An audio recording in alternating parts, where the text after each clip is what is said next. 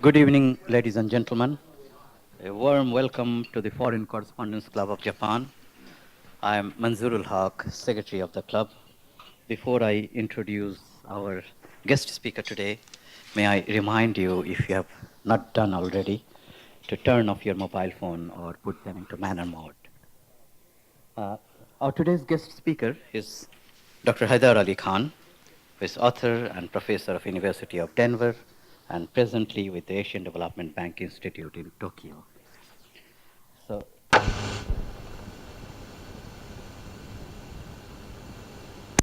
economics at the Graduate School of International Studies, University of Denver, and a visiting fellow at the Asian Development Bank Institute.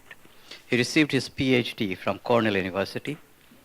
His major areas of expertise are economic theory, international and development economics, and political economy.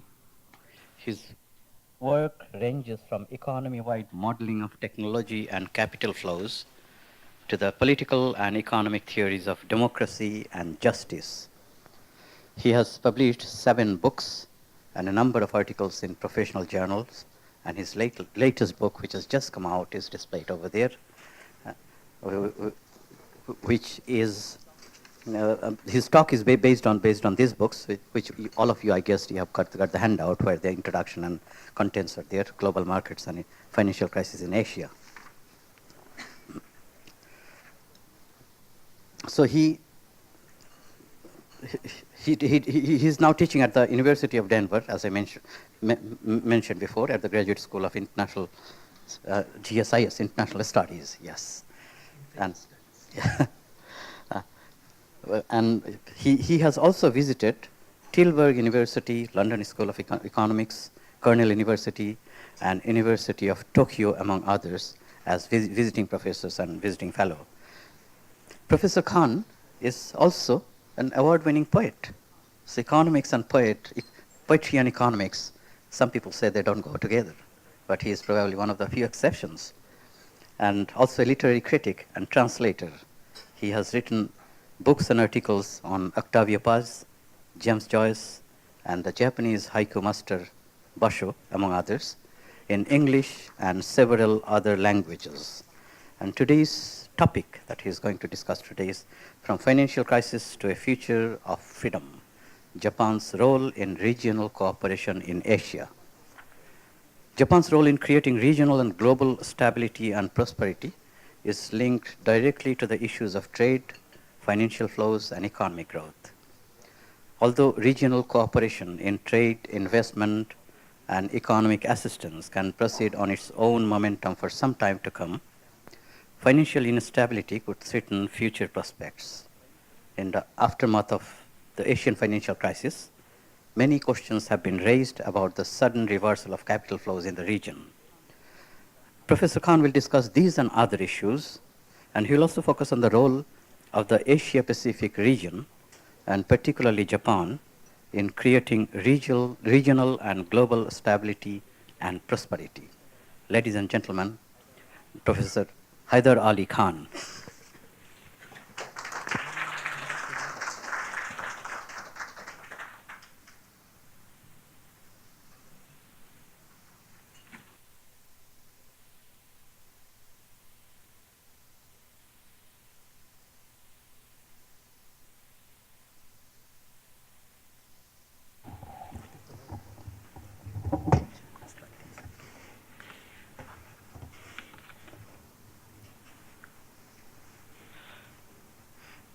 Thank you, Mr. Manzurul Haq. He's actually my childhood friend, so you should not believe everything he says.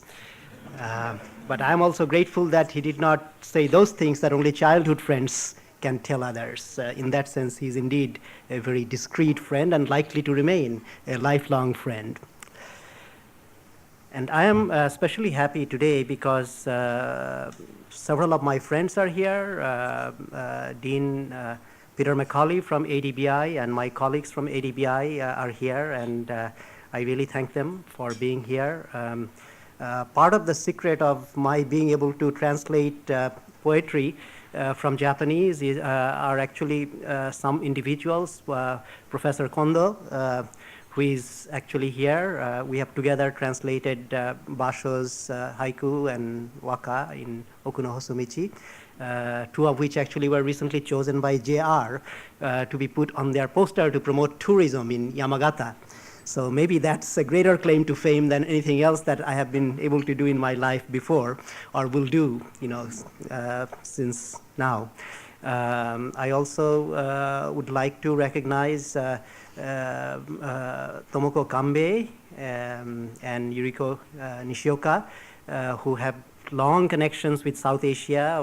One is a poet, translator, musician. The other one is an excellent painter. And I am sorry that Naoki Nishioka could not be here because he is the most unusual South Asia person who has written extensively on the plants and trees of India, Nepal, and Bangladesh. And he actually has recently published a book in Bengali, but I'm sure his spirit is here. And last but not least are three people. My good friend Roger Downey, whom I'm seeing after a long time. We went to Cornell together. And Professor Iwai from Tokyo University, and Masanori Tanabe, another friend from my graduate school. These are two people among three to whom I have dedicated this book, and I'm indeed honored to do so. And I also have some of my students here, so I want to welcome them and welcome the rest of you as well. This really is a very warm evening for me, not just because I'm wearing a suit. And I hope that I can do a few things short of boring you, because as Voltaire said, the surest way to bore people is to tell them all. So I shall not tell all. And you'll have to find out what's there in the book by reading the book if you are inclined to do so, which some of you, I'm sure, will. Let me say this, that I'm an economist, but I'm not an unhappy one. Economics has been much maligned since it was called the dismal science. And it really can be dismal at times, and especially when one is talking about crises and such matters. I tend to be of happy disposition, but economics does make me unhappy from time to time. And during the financial crisis of Asia, of course, I could not be as happy, and many other people could not be as happy. And Professor Kondo once again helped me actually express this particular feeling of unhappiness during the crisis by finding the right poem from Japanese literature. It's a poem written by the monk poet, traveling poet Saigyo, and from a collection called Sankashu. And I'll read you the English translation first. It says, "Won't leave any markers on my way deeper into the mountain. There may be a place where no sad things are heard. Shiori seji nao yamafukaku wakiran. Ukikoto kikanu tokoro arigato." So during the financial crisis, actually, many of us felt this way, especially those who were dealing with the crisis or advising people closely. I know Peter Macaulay knows this, and many of you in the audience probably have direct experience of this. We were all very overworked and quite unhappy. But my purpose in becoming an economist, to speak from my heart, was really to see if we can do anything good for this world. And another guest I should really mention at this time is Professor Sekine, who is a great theorist and a great economist with whom I have many conversations about this particular aspect of being an economist. So my real purpose, if there is a real purpose in my life professionally, is really to see if economics really can be made to work to make lives better for ordinary people, especially. And everything I do, no matter how technical, I think is actually at the bottom motivated by this concern I have. So this book is really no different in that sense, except that it is much more intimately connected with the kind of dismal situation that can occur seemingly from happy times, as happened in Asia, and how it can destroy people's lives. Starting from there, how can we actually rebuild these lives? How can we actually rebuild the world that can be shattered by financial crisis? So that really is what I'm trying to do here, which of course may not always come through because of the jargon that economists are usually happy using, like jargon of every particular field. Tonight, I really don't want to use any jargon. I just want to speak simply as a citizen of the world, as a fellow human being, to see if there is a way in which we can go from here to there, here being a world which is depressed and sad, and there being a world which is at least less depressed and less sad, and ultimately a much happier world. So I would not also give too much of the reality, because as T.S. Eliot says in East Coker, human beings cannot deal with too much reality at any one time. So I will skip for the most part the crisis part, because that's already pretty much well known. Many other people have written about this, and my purpose really was not, as I explained, to simply describe the crisis. But of course, I know, as you know, that in order to really do something about a crisis, we must understand it, and we must understand it as well as we can. So with that view in mind, I have spent some time in this book both describing the crisis and trying to understand the deeper causes of this crisis. Because once the superficial symptoms pass, people tend to ignore the root causes because they are not there, they think. But actually, they do come back to haunt us. And so the first part of the book really delves into those issues, some of which are fairly technical, and I will skip over them unless during the question and answer session somebody expresses interest. But it is clear what those crises actually did to these economies and to the people in these economies. There is no doubt that not only could these economies and other economies not afford this kind of crisis, they actually destroyed years of hard work and accumulated wealth and institutions which had thin fabric to begin with. And therefore, it is a serious matter. What I want to focus on today is really how to build institutions, local, national, regional, and international. And this really is dealt with in the very last part of my book. The book actually has several different parts. First part is crisis. Second part actually deals with the Asian model and what's wrong with it. Some people said that it was because of crony capitalism that everything went wrong, but if one reflects for a moment, it becomes then clear that, well, if crony capitalism was at fault, then what happened during those years of prosperity? Because the same crony capitalism presumably was also there. So that is an obvious problem for this kind of position. Another position was that markets were not liberalized quickly enough, but actually on deeper analysis it will turn out that was part of the problem, that some markets like in Korea were precipitously deregulated in the financial area, and that caused huge problems. So one needs to be careful, and I discuss, and Peter McCauley has done a great deal of work on this, much more than I have, since he has had many more years to think about these things that I have had so far.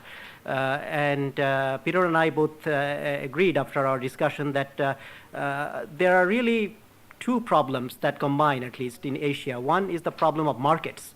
Markets do not work well, far from perfectly, to be sure. But most of the times they don't really function even reasonably well. And this is especially true of financial markets. But also governments don't function well either. They have weak institutions of market and weak institutions of governance. At the same time, many of the social institutions that traditional Asian societies had, with modernization, they began to break down. So traditional social safety nets, for example, also are not as strong as they used to be. So even when the wealth increases, it does not necessarily imply that all the people will be well off, and especially in times of distress, it is not clear that people could fall back upon those social resources that they had before through family, community, other social networks, etc., etc. And this was demonstrated quite vividly and sadly during the Asian financial crisis. So we have got a lot of problems, to be sure, and at the local and national level, institutions must be built, and this will take time. It is not something that is going to happen magically and overnight, but it requires some serious thinking. I think most of the times governments and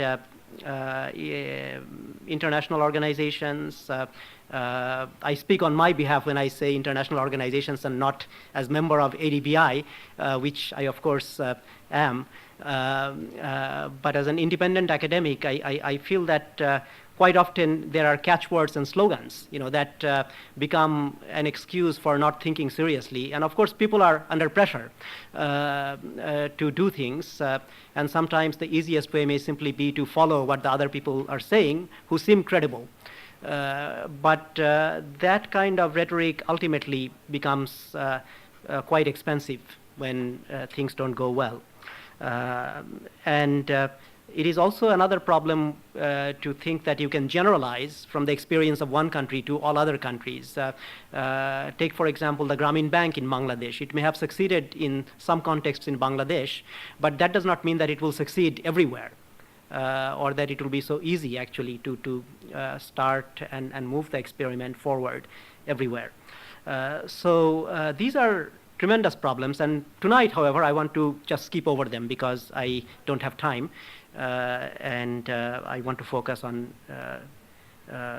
regional cooperation. But before I go there, I want to mention one thing, which is corporate governance, because for business, for long, economists thought that if you had competition, then everything would be taken care of. Firms would compete, and why do you need to think about governance of firms?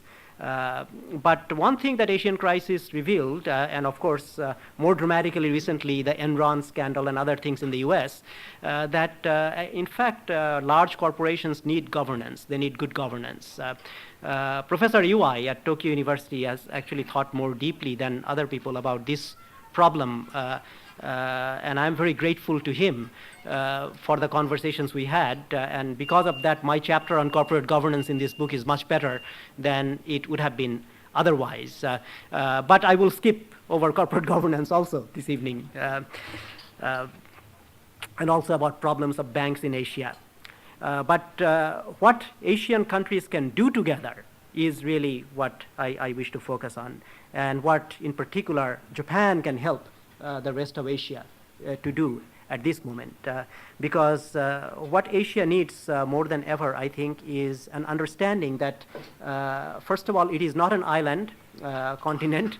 It is in a larger world, and that world has something called globalization going on, although it's more a slogan most of the time than anything else. But at least in terms of trade and financial liberalization, some things are happening that Asia has to be very cognizant of. Also within Asia, there is so much diversity that people think that Asians themselves as a continent could never come together.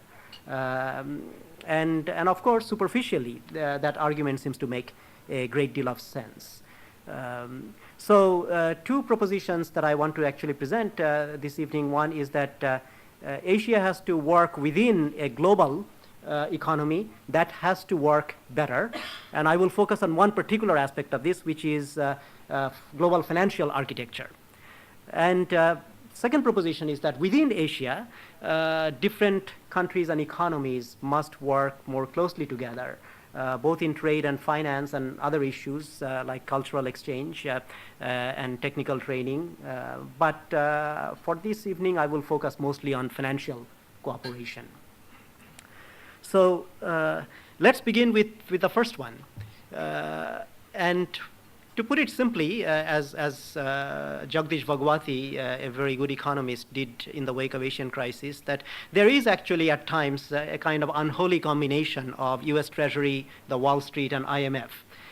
It is not always working conspiratorially, as Bhagwati almost claimed in that article, but quite often it does seem that Wall Street interest reflected in US Treasury, usually, no matter what the administration is, and IMF being close by and having very powerful managing directors who are Americans, although the nominal head is always from Europe.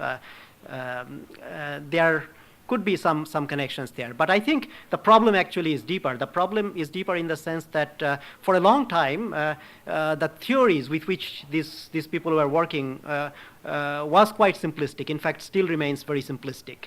And the structural adjustment programs of basically arguing that economies should contract when the balance of payment problems arise can only work in the short run, but this is not really growth-oriented reform program.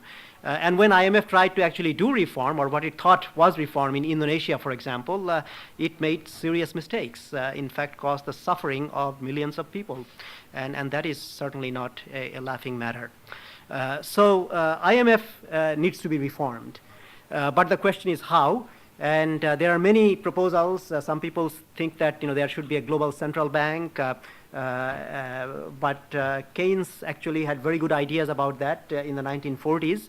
But that did not come across as a good idea and certainly could not be politically adopted. Some of you may recall that Bismarck actually says that politics really was an art, right? Eine Kunst. So this art of politics, no matter how great an artist you are, may still not yield to a ready-made kind of best set of institutions. But we can do better than what we have today.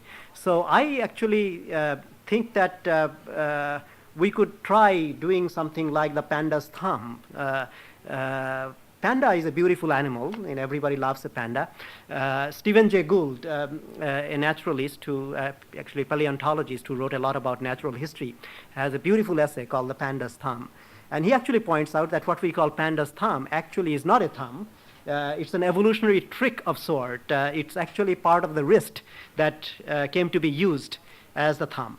So my proposal is that because IMF is like a panda, or we hope that it can become like a panda. Today it's more like the other kind of bear.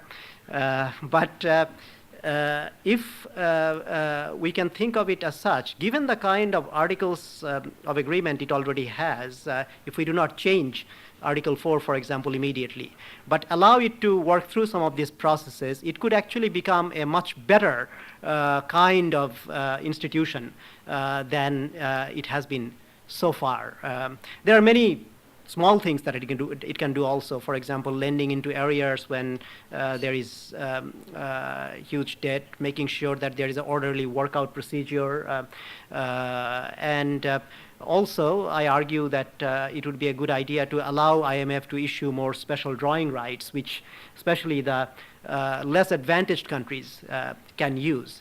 But there are two principles that I have proposed, and it's a good thing that there is a copy of this book here because I don't have one with me. So if you allow me, I will snatch this and read you those two principles from the last chapter of my book. The two principles, actually, first one is not new. This was proposed by Keynes in the 1940s. I call this the principle of symmetry, that the surplus and deficit countries should be treated equally. Actually, it doesn't make economic sense that deficit countries are always penalized and surplus countries are somehow thought of worthy of being rewarded, but actually, ultimately, they are not rewarded either. It's a technical argument of international economics, so I won't go into it too deeply. But it certainly was not realized in the past, and I'm realistic enough to know that it is not likely to be realized in the near future. But nevertheless, there are various ways to pursue this as a goal, even under the current setup of the IMF. And if serious efforts are made to follow this principle by reformed IMF, that will be an important step towards a new and better global financial architecture.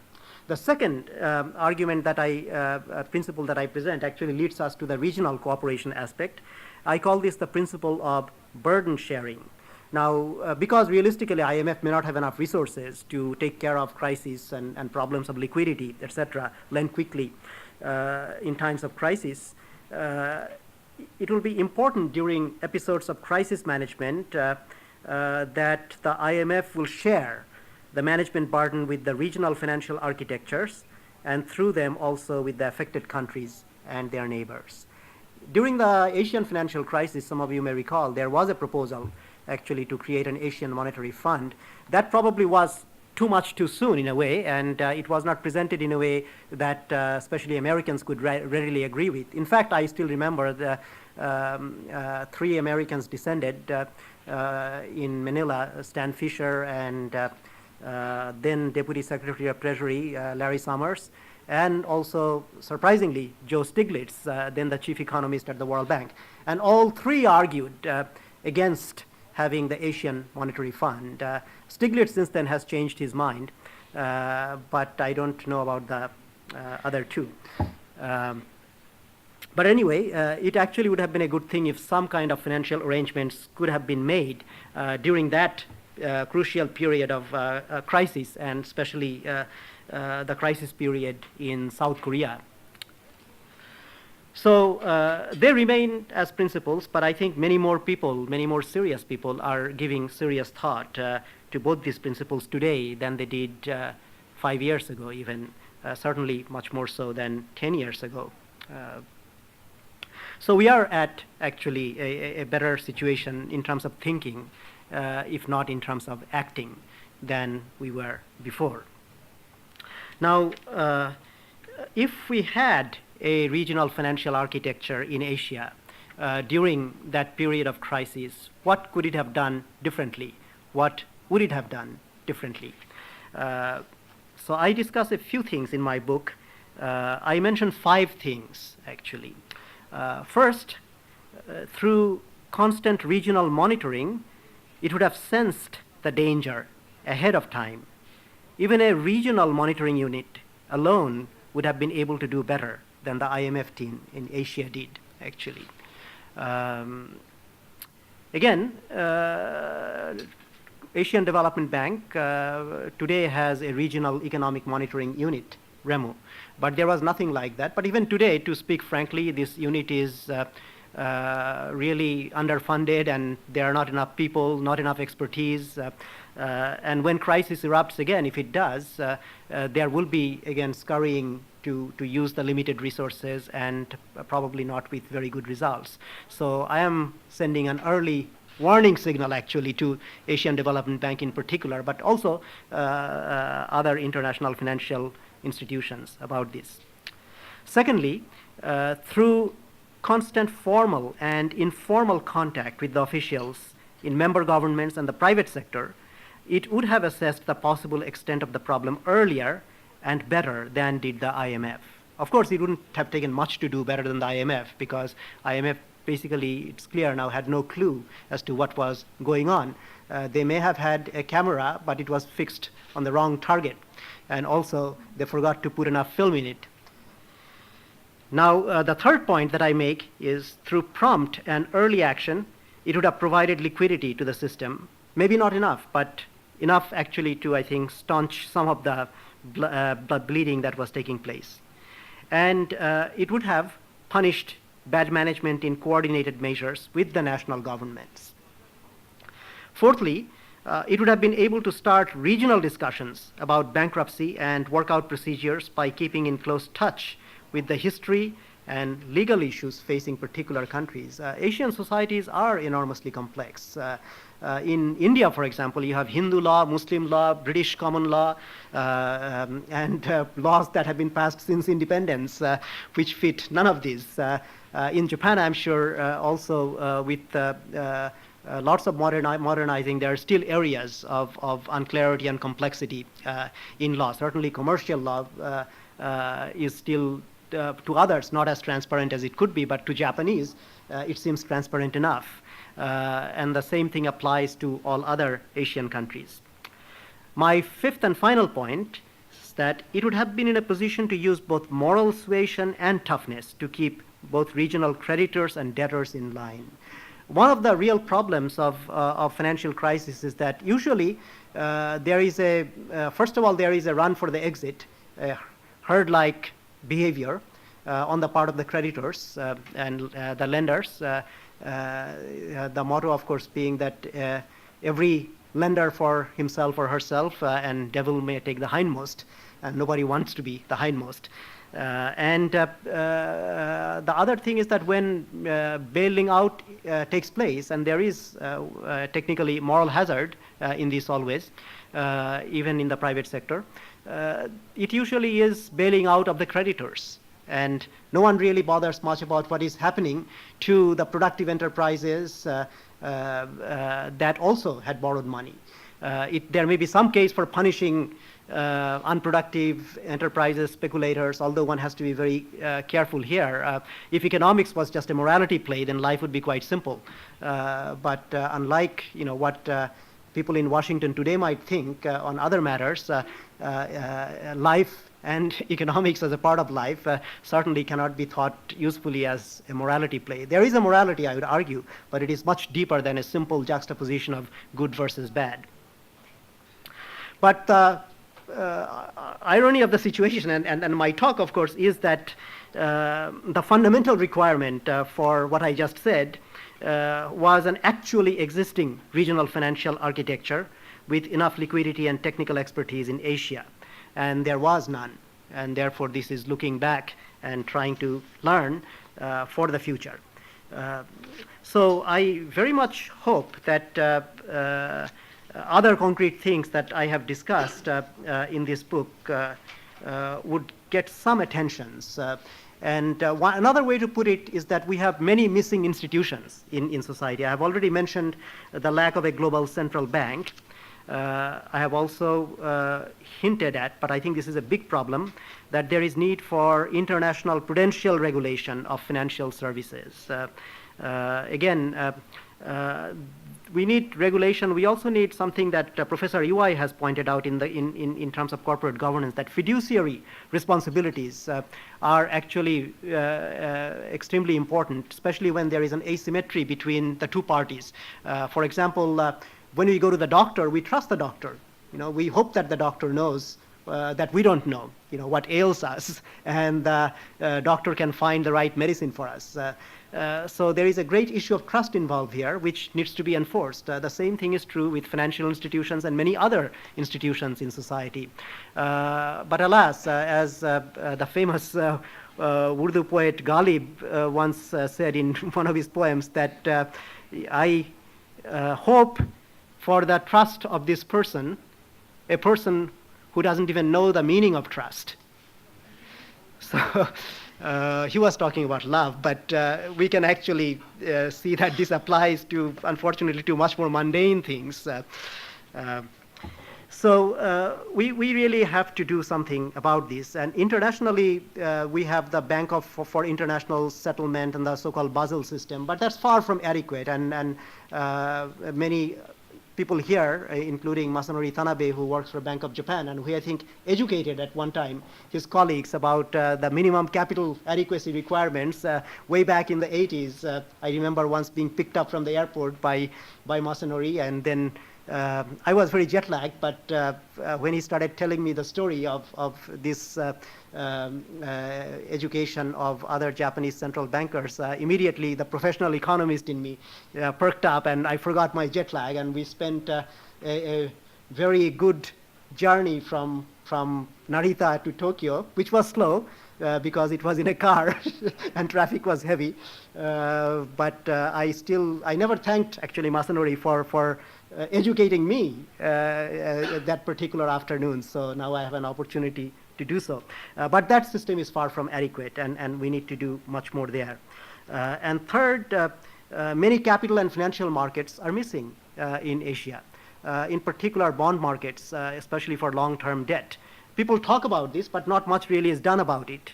And it's about time to wake up. And if we want to actually build a system of capital accumulation that would utilize the high savings that Asian countries routinely generate almost in every country, then we need better financial markets in Asia. And there are many specific issues there that I don't want to go into today, but I'll be happy to discuss with the people here and outside. Finally, transaction costs are very high without a smoothly functioning legal system. So we must somehow reduce the complexity, reduce the cost of litigation, make it more transparent. But we have to do it in a real way. People who come from outside and advise these governments about reforming their legal system, in most cases don't seem to know very much except something that their textbooks offer. This is actually a very bad way for a poor country to spend hard-earned and usually borrowed hard currency. I think this is almost criminal in some cases, especially when it is actually trying to reform the legal system. So it's the irony of ironies, I think. But the urgency of this task, I think, really cannot be overemphasized. Every country needs to do this. And many countries have started doing it, but we need to do it much better. We need to economize on the costs, and we need to help in the right way from the international side. So all these things, of course, won't add up to preventing the next crisis. The next crisis might come, again, because the system is complex. The way the system moves also is complex, and it is not something new, but it seems to be forgotten. The academic in me cannot resist quoting something from Keynes that he wrote in actually 1926. It's a biographical essay on Edgeworth, another famous English economist. He says about complex human systems, of which economic system is one, and I quote, "We are faced at every turn with problems of organic unity, of discreteness, of discontinuity. The whole is not equal to the sum of the parts. Comparisons of quantity fail us. Small changes produce large effects. The assumptions of a uniform and homogeneous continuum are not satisfied." So when you kind of translate this into ordinary prose, what it means is that you cannot really predict anything about the economy. And you should not think that you can easily do so and fix things so easily. Eugene Ionesco, a playwright, once said that we can only predict things after they have happened. And I actually put that on top of my Korean crisis chapter. Maybe we should remember, and maybe we should see a few UNESCO plays to remind us of the absurdity of trying to assume too much or assuming to know too much, and then to act upon that without recognizing our responsibility. And speaking of responsibility, I come to my last and final point. In this book, I have also tried to present towards the end a normative framework. And for this, I have used actually Amartya Sen's capabilities approach, which I have modified somewhat in one of my earlier books. I think the fundamental purpose of economic life is to enable people to live their lives in a certain way and to be able to do certain things, and Sen calls these capabilities and functionings. And there are some subtle issues on which Sen and I disagree. I don't think we disagree anymore. My main point was that we have to see all these things in the concrete context of social and economic institutions. Human beings live within society, within institutions. And truly, although it sounds a bit sexist, but I don't want to distort Dunn, no man is an island, no woman is an island too. So we have to find a way to be responsible as policymakers, as business people, as ordinary citizens. And that means that we have to educate one another, we have to listen to one another, and we have to know one another. And speaking once again from my heart, I quoted Saigyo before, and let me just quote at the end, which is really another beginning, I hope. Another favorite poet of mine from America this time, the New England poet Robert Frost, in his famous poem, Birches, he actually says, in a very New England-like way, I'd like to get away from Earth a while and then come back to it and begin over. May no fate willfully misunderstand me and half grant what I wish and snatch me away, not to return. Earth's the right place for love. I don't know where it's likely to go better. Thank you.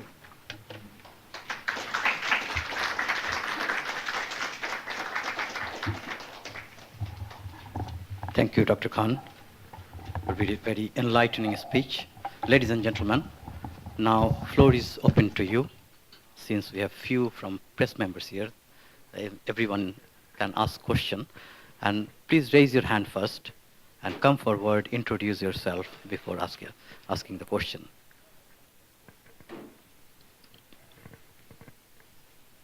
Yes, please.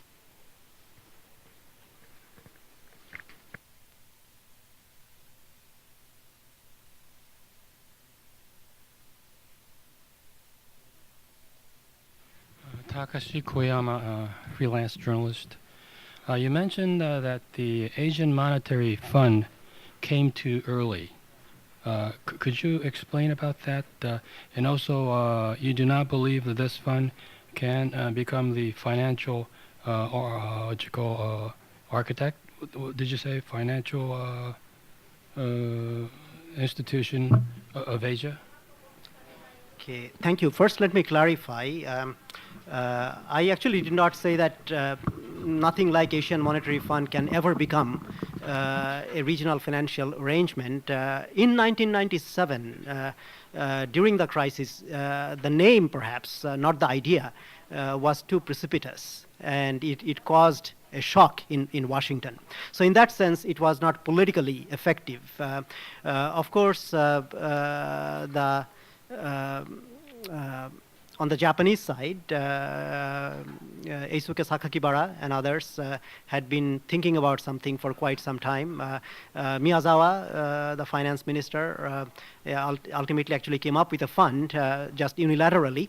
But the multilateral move actually was not politically effective, first because it was not really welcomed in Washington, and secondly because other Asian countries were not really consulted quickly enough or early enough.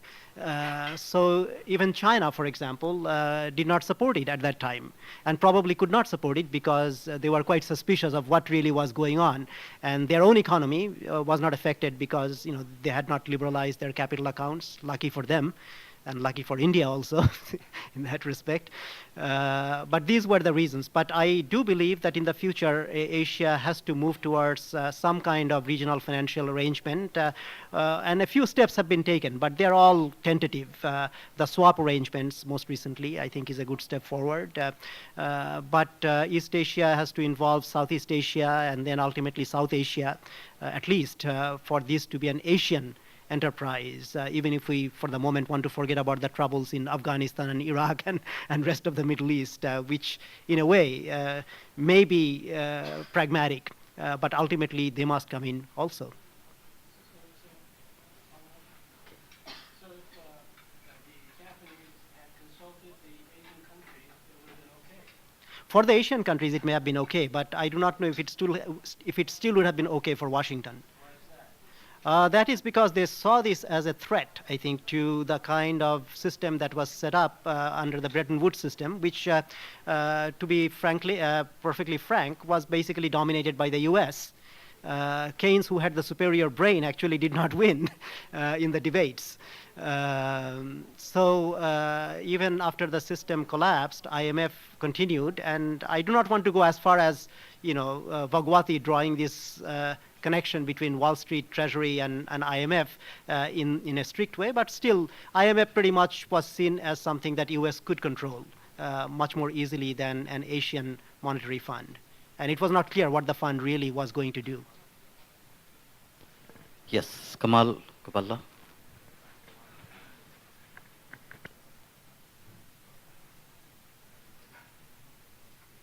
My name is Kamal Gaballa. I am Al Ahram correspondent in Tokyo.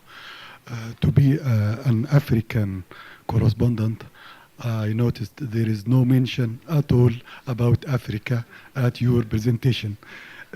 Although this Africa is, I think, we are we are a neighbor to Asia and we are very close. And I think the main problem is in our continent, and we should cooperate together. Thank you. Thank you. Let me comment on that. Indeed, if I had chosen a broader topic, I could have spoken a lot on Africa. In fact, I probably should give a talk on Africa. Much of my own work, professional work, actually is on Africa. And I probably was the first person who wrote a paper criticizing the structural adjustment policies in Africa in 1988. And in 1997, I wrote a monograph on African debt and sustainable development, which is still available, and I'd be happy to send an electronic copy. I could not agree with you more about cooperation between Asia, Africa, Latin America, and the developed countries, the progressive policymakers in these countries. To me, Africa certainly is not a case to be forgotten. I don't suffer from Afro-pessimism, I should add. And I feel that there is a lot of opportunity in both private sector and public sector in Africa for meaningful reform, for meaningful policy initiatives, and for meaningful cooperation.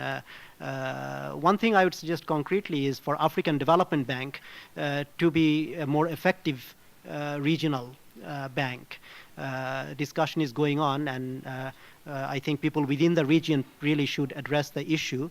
But as a citizen of the world, I would suggest that it can play a much more effective role than it has so far. Civil society in Africa actually is growing, although the extent may not have been as great as in Latin America and in part of Asia. And within Africa, of course, there is a great deal of unevenness and variation. So one should always be careful in talking about Africa as a whole. But I agree with you completely.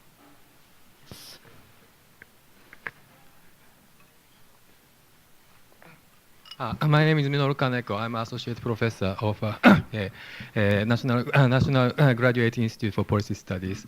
And you told us your view on how to improve IMF's activities. And the IMF's agreement, Article 6, allow the IMF to order member countries to restrict capital account transactions, and the IMF Article 6 prohibit member countries from using IMF's money to solve the problems caused by capital account transactions. And as far as know, that provision was made based on the argument of John Maynard Keynes.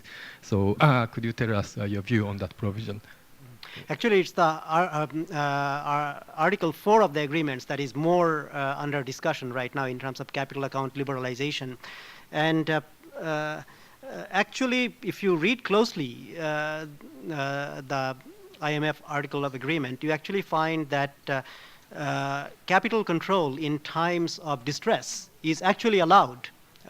And that is really the big issue, whether you want to change that so that there could not be any capital control whatsoever, and countries should liberalize as quickly as possible, or you should leave it up to the countries and advice from international organizations and maybe some job owning here and there. That goes on as part of practical politics in the international arena. I think one of the good things that has happened because of the crisis, almost to make a virtue of necessity, it seems that now people are much more cautious in terms of advocating immediate liberalization of capital account. But clearly there is something to be gained from the right kind of capital flow across the world. Just as within a country, when national markets get integrated, the economy actually becomes a national economy. Similarly, within regions and ultimately for the global economy as a whole, a better integrated world economy can function in principle under appropriate conditions for the well-being of all. The tragedy is that under the present arrangements, that is not happening. In fact, we are losing valuable resources and people are losing their lives, if not livelihoods in many cases, sometimes both. So my advice there is caution, to go slow and to act appropriately and not take the precipitous step of making one universal law applicable to everybody by abolishing capital account liberalization restrictions all at once. Yes, please.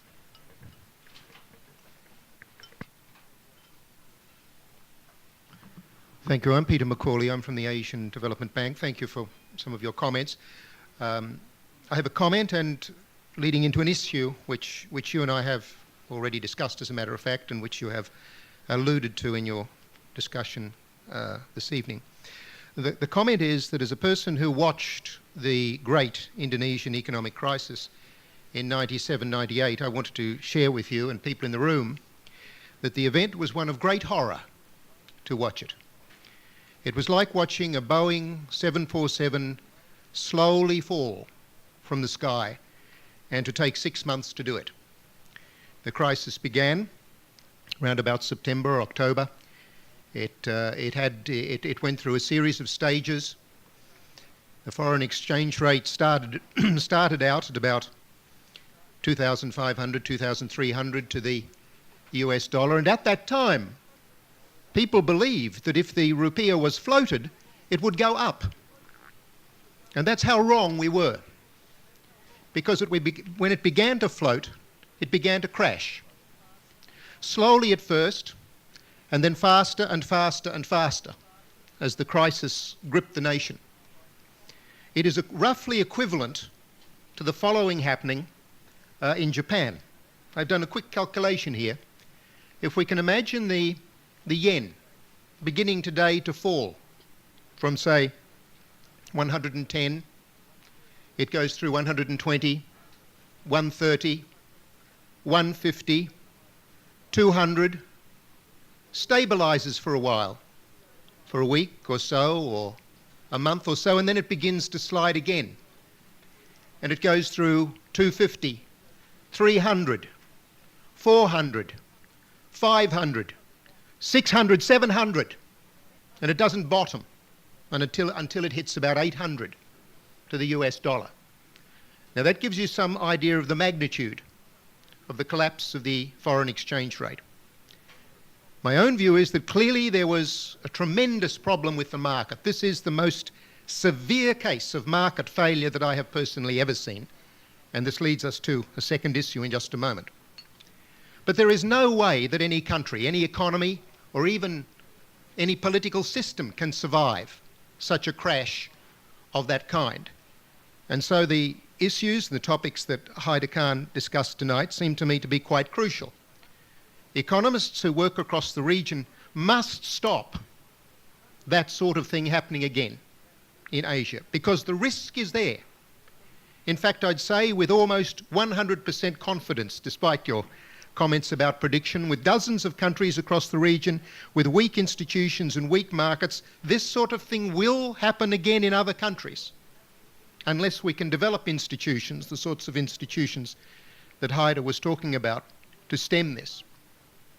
Now, Indonesia is the world's 4th largest country, with a population of 220 million people. It's approximating, getting up towards the size of the United States.